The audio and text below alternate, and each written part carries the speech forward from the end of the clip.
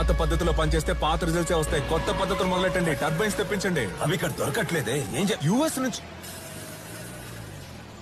ఏమైంది? నాకు ఒంట్లో బాగాలేదు.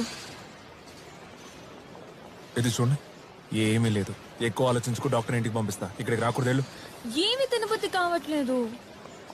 ఎవరా వంటోడు? సరిగ్గా వంట చేయమని చెప్పండి. రేపటి నుంచి ఆ ప్రాబ్లం ఉండదులే. ఫాతిమా అమ్మ వేగంగా నడవద్దంటోంది. సరే, ఓ 4 రోజులు నెమ్మదిగానే నడు. నాకు చింతకాయలు మామిడికాయలు తినాలనిపిస్తోంది.